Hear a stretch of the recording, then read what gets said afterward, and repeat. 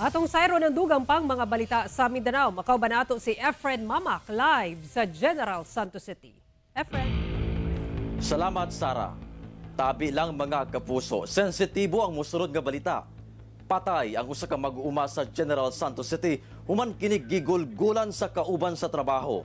Personal nga bangi usa sa gitudlo ginungdan sa pagpatay. Ano ang detalye? Nagbuyod na og naligo sa kaugalingong dugo kining usa ka lalaking diyang napalgan sa iyang anak nga lalaki sa sulod sa usa ka farmhouse sa Purok 5A Barangay Katanggawan, General Santos City mag alas 5 Martes sa buntag.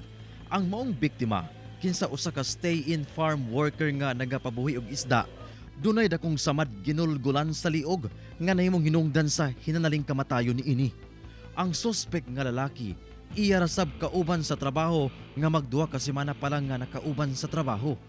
Nasuta nga una ang insidente. Nag-inom ang biktima ug ang suspek.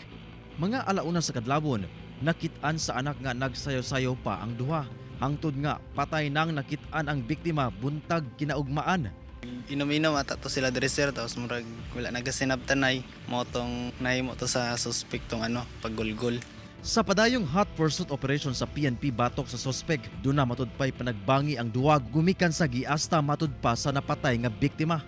May voice recording nga gipadala ang isa ka middleman nga nagatabang sa police station 8 aron mo surrender katong suspect. Ang ingon sa voice recording ako nadunggan, ikaduha naghihimo nila ni Sakua. So kung imong tan-awon, pareho sila nga gatrabaho sa farm. Posible nga na ay panagbangi or nag-asta nga pareho lang daw sila nga trabahante unya murag nag-asta nga tag-iya katong biktima murag mao na ata ang akong pagsabot. Gisulayan nga makuhaan og pahayag ang tag-iya sa mong farm apan nagdumili kini.